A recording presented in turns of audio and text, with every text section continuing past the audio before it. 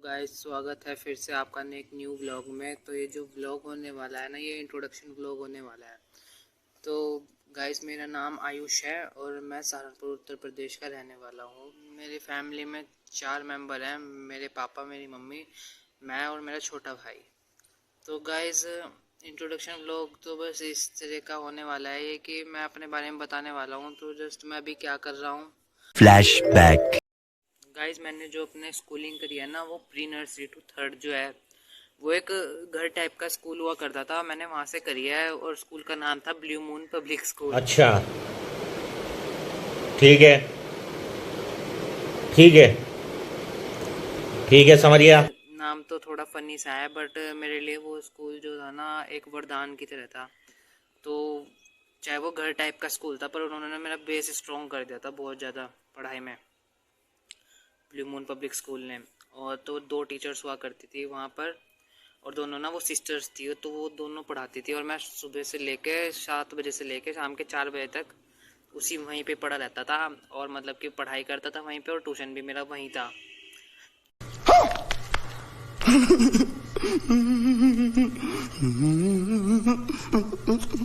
तो गाइस, शाम को फिर 7 बजे आता था मैं, यूँ देख लो, स्कूल और ट्यूशन इकट्ठा करके। तो उसके बाद हमने ना अपना घर चेंज करा था, और घर चेंज करने के बाद मैंने एडमिशन लिया KLG पब्लिक स्कूल में। और 4th क्लास में मैंने एडमिशन लिया। तो 4th क्लास में जो मेरी परसेंटेज बनी ना, क्योंकि मैं इंग्लिश मीडियम में तो पढ़ा नहीं था, मतलब कि इतना ज़्यादा मेरे को समझ में नहीं आता था इंग्लिश मीडियम का, और इतने हाई फाई बच्चों में भी नहीं पढ़ा था, गिने चुने 10 बच्चों में पढ़ता था मैं। अपने वो घर टाइप का स्कूल था जो। और यहाँ पे जो था KLG public school English medium था, हाई फाई था एकदम। यहाँ पे 52 बच्चों की क्लास, हर क्लास में 52 बच्चे या 50 समथिंग अराउंड थे। तो भाई कंपटीशन बहुत ज़्यादा था यहाँ पर। और तो इसमें जो मेरी परसेंटेज बनी ना 4th क्लास में, तो वो बनी मेरी 64%। वाह। तो गाइज, मेरी तो मम्मी ने मेरे बहुत बजाया, बहुत बजाया कि ये क्या परसेंटेज है। और तो गाइज, वो जो परसेंटेज थी, तो मेरे समझ में नहीं आ रहा था कि मैं अभी थोड़ा कैचअप नहीं कर पा रहा था उनके साथ, जो ये hi fi KLG public school में पढ़ रहे थे। तो गाइज, धीरे धीरे ना मैंने इम्प्रूव करना शुरू करा। और इम्प्रूव जो कर रहा था ना, तो मैं मैथ्स मेरा शुरू से थोड़ा वीक रहा था। तो गाइज, जैसे ही मेरा 5th क्लास में आया ना मैं, तो मेरा मैथ्स का वो था एग्ज़ाम। तो हमारे एग्ज़ाम में ना मेरा 25 नंबर का पेपर था मैथ्स के एग्ज़ाम का। और उसमें ना मेरे सिर्फ 10 नंबर बने, और 10 नंबर ना वो बिल्कुल बॉटम लाइन थी। और तो फिर वो जो कॉपी थी ना मैंने मैथ्स की, वो ना मैंने घर आके छुपा दी। शाबाश बेटा, बहुत बढ़िया। और वो छुपा दी मैंने एक कट्टे में, जो कि क्या कहते हैं, रद्दी वाला कट्टा होता नहीं, तो रद्दी वाले कट्टे में छुपा दी मैंने वो वाली कॉपी। तो मम्मी मेरे से रोज़ पूछती थी, बेटा कि क्या कहता है, तुम्हें नंबर नहीं मिले क्या मैथ्स के। तो मैं मम्मी को रोज़ टरका देता था कि नहीं मम्मी, अभी नहीं, मैम ने वो कॉपी चेक नहीं करी, कॉपी चेक नहीं करी वो। और जब मैम कॉपी चेक कर देगी तो मैं आपको मम्मी वो कॉपी दिखा दूंगा। बड़ा हरामी हो बेटा। तो गाइस, इसी तरह मैंने मम्मी को टरकाया 2 हफ्ते। तो तीसरे हफ्ते मम्मी भूल गई थी मेरे से मैथ्स की कॉपी के बारे में पूछना, कि जो एग्ज़ाम हुआ था उसमें कितने नंबर आए थे। अबे साले, मेरा माफ करना, गुस्से में इधर उधर निकल। एक दिन मैं स्कूल से आया, 5th क्लास की बात है ये। तो 5th क्लास में मैं स्कूल से आया घर पे, मम्मी ने कहा कि बेटा कॉपी नहीं मिली। तो मैं सोच रहा है आज मम्मी को कैसे याद आ गया है कॉपी के बारे में फिर से आज। तो मैंने फिर से वही बहाना मारा मम्मी के सामने कि मम्मी कॉपी नहीं मिली, अभी तक मैम ने चेक नहीं करी वो कॉपी। लेकिन मम्मी ने उस दिन ना साफ़ सफाई करी होगी, मम्मी को वो कॉपी मिल गई थी रद्दी की कट्टे में से। और मम्मी ने उस टाइम मेरे बहुत बजाया।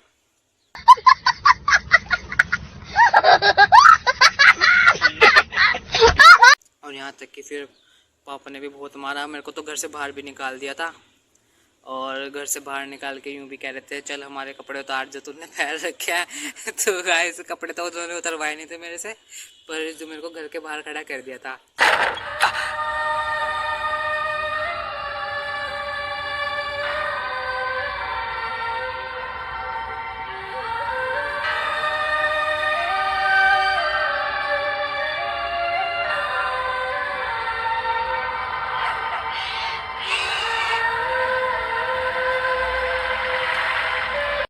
उसके बाद जो उन्होंने मेरी शिकायत, तो मेरा जो ट्यूशन है ना वो शुरू से ही लगे हुए हैं। जब से मैं बता रहा था ना कि थर्ड क्लास तक मैं घर टाइप स्कूल में पढ़ता था, तो मेरे ट्यूशन थे, मैं शाम को 7 बजे आता था स्कूल वगैरह पढ़ के, ट्यूशन वगैरह पढ़ के एक साथ ही एक ही जगह पे। तो ट्यूशन मेरे गाइस शुरू से ही लगे हुए हैं। तो उस टाइम ना मेरी मम्मी और मेरे पापा मिलके ना ट्यूशन में गए मेरे, क्योंकि अब मेरा ट्यूशन नया हो चुका था, क्योंकि मैंने स्कूल भी बदला था और जगह भी बदली थी। जहाँ पे हम पहले रह रहे थे उस जगह से शिफ्ट करके कहीं और आए थे। तो वहाँ पे जो है ना, फिर ट्यूशन वाले मैम को बताया पापा ने और मम्मी ने कि ऐसे ऐसे ने ये हरकत करी है, कॉपी छुपाई है इसने, 25 में से 10 नंबर आ रखे हैं इसके। तो मैडम ने मेरी और पिटाई करी बहुत ज़्यादा। फिर मैडम के ना एक हस्बैंड थे, वो मैं मैथ्स पढ़ाते थे, और मैडम जो थी वो दूसरे सब्जेक्ट पढ़ाती थी, हिंदी इंग्लिश हो गया, संस्कृत हो गया, वगैरह वगैरह, ये जो सब्जेक्ट्स हैं। तो मैडम ने भी मेरे बहुत बजाया, और तो सर ने भी मेरे बहुत बजाया, मैडम के हस्बैंड ने।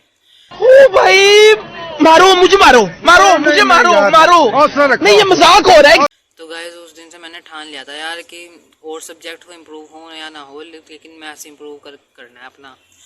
तो मैथ्स में मैंने थोड़ा थोड़ा इम्प्रूवमेंट करना शुरू करा, ऑल ओवर सब्जेक्ट भी मैं लेके चला। तो 5th क्लास में जो मेरी परसेंटेज थी ना, तो वो समथिंग अराउंड अब 68% हुई थी। बस 4% का इंक्रीज़ हुआ था। 4th क्लास में 64%, 5th क्लास में 68, वो 5th क्लास में 68%।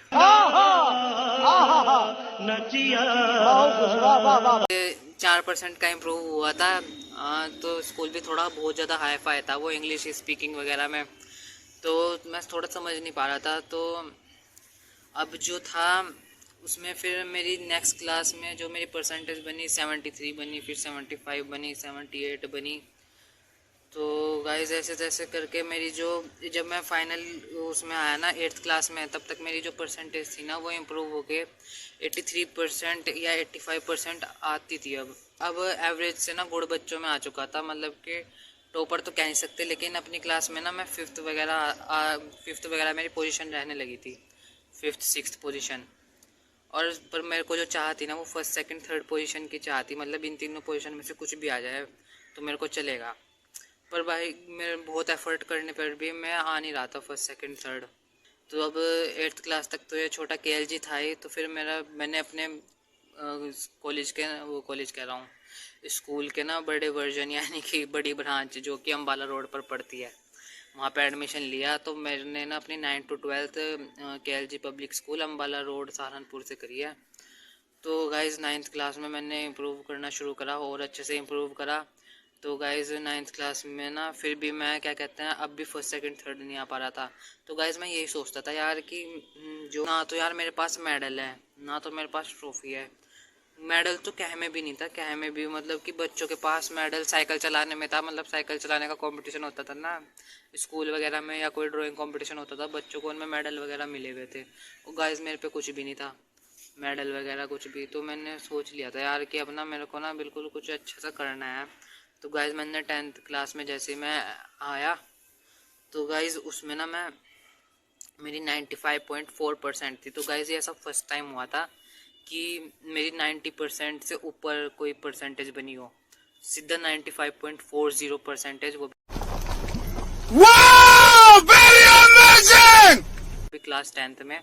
और गाइज़ मैं जो था ना अपने स्कूल का 3rd टॉपर था, मतलब अपने स्कूल का 3rd टॉपर था। फर्स्ट जो टॉपर था वो था 96% पे, हमारी क्लास का प्रतीक। और दूसरी जो टॉपर थी वो भी 95.60% थी, श्रेया था उसका नाम। और 3rd टॉपर मैं था 95.40% के साथ अपने स्कूल का।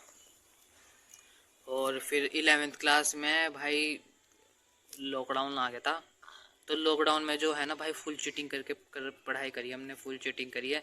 लेकिन भाई उसमें ना मेरे को एक बड़ा सदमा लगा कि क्या कहते हैं कि हमने चीटिंग करके पढ़ाई कर तो ली है, लेकिन जो हमारे फाइनल एग्ज़ाम होने वाले हैं ना 11th क्लास के, वो ना वहीं पे स्कूल में जाके ही होंगे।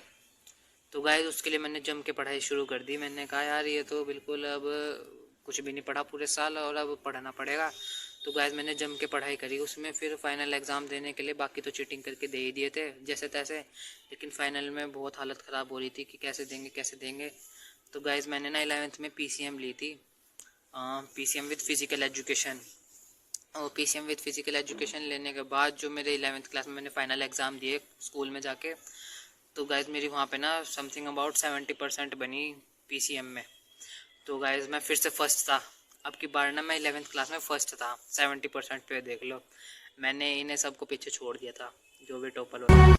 तो फिर क्लास 12th आई, क्लास 12th के जो नई पॉलिसी आई थी, क्या कहते हैं, CBSE की, कि फर्स्ट टर्म जो होंगे वो MCQ होंगे और जो सेकंड टर्म होंगे ना वो सब्जेक्टिव होंगे, यानी कि लिखने वाले होंगे।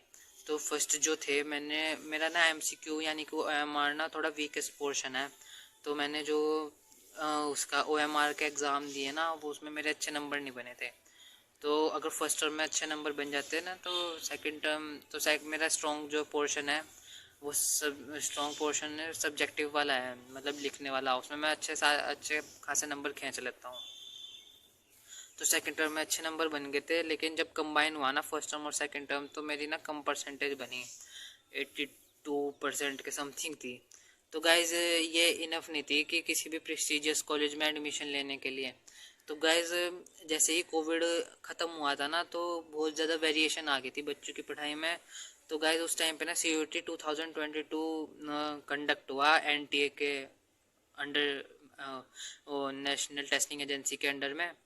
और ये इसलिए था, इसमें ना बहुत सारी सेंट्रल यूनिवर्सिटी और स्टेट यूनिवर्सिटी ने पार्टिसिपेट करा कि बच्चों ने बिल्कुल पढ़ाई नहीं करी थी 11th-12th में, तो उन्होंने एक एंट्रेंस एग्ज़ाम रखा सारी सेंट्रल यूनिवर्सिटी के लिए, यानी कि Allahabad university, Delhi university, Banaras Hindu university और बाकी सारी स्टेट्स यूनिवर्सिटी पार्टिसिपेट करा उसमें।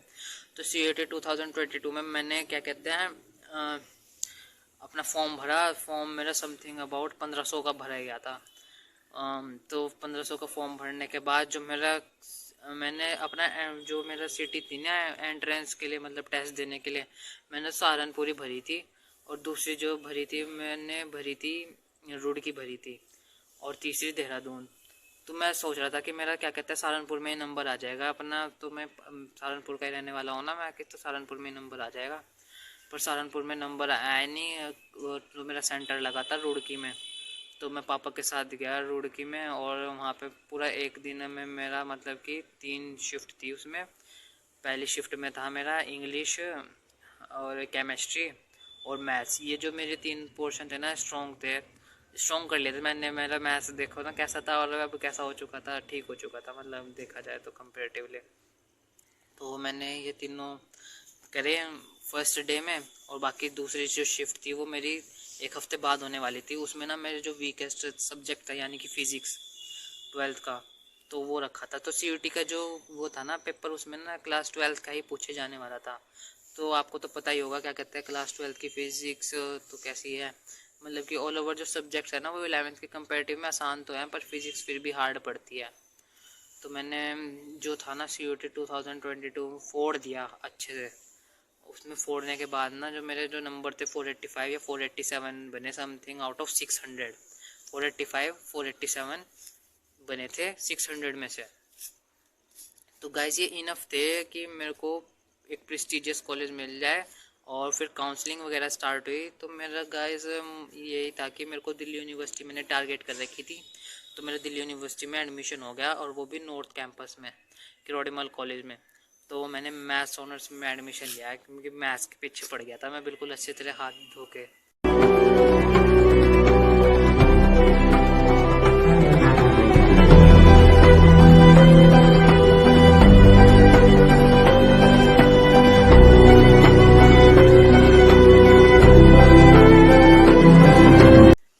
मैथ्स ऑनर्स में मैंने एडमिशन लिया किरोड़ीमल कॉलेज में, और वो जो एडमिशन था वो उसकी फ़ीस जो थी समथिंग अबाउट 13,200 करके थी कुछ, मतलब 13,500 रुपये के समथिंग मेरी फर्स्ट सेमेस्टर कह रहा फर्स्ट ईयर की फ़ीस थी। तो देख लो सेंट्रल यूनिवर्सिटी है और फीस काफ़ी मतलब अफोर्डेबल फ़ीस थी ये, 13,500 रुपये किरोड़ीमल कॉलेज की मैथ्स ऑनर्स की। और तो मैंने मैथ्स ऑनर्स में एडमिशन लिया था और मेरा फर्स्ट ईयर ऑलमोस्ट अब कंप्लीट हो चुका है, मैं सेकंड ईयर में आ गया हूँ। और अभी ना मैं घर पे ही हूँ मोस्टली कह रहा हूँ कि घर पे ही हूँ अभी तो, क्योंकि G20 की मीटिंग हो रही है दिल्ली में, तो वहाँ पे ना 2-3 डेज़ का लॉकडाउन लगा हुआ है। तो जब मैं जाऊँगा ना एक व्लॉग बनाऊँगा आप लोगों के लिए, जब मैं अपने पीजी वगैरह में जाऊँगा, वहाँ पे मैंने पीजी ले रखा है। तो ठीक है गाइस, वीडियो पसंद आई हो तो वीडियो को लाइक कर देना, चैनल पर नए हो तो चैनल को सब्सक्राइब कर देना, और ऐसे ही व्लॉग जो है ना चैनल पर आते रहेंगे। तब तक के लिए बाय बाय गाइस। भाई मजा आया।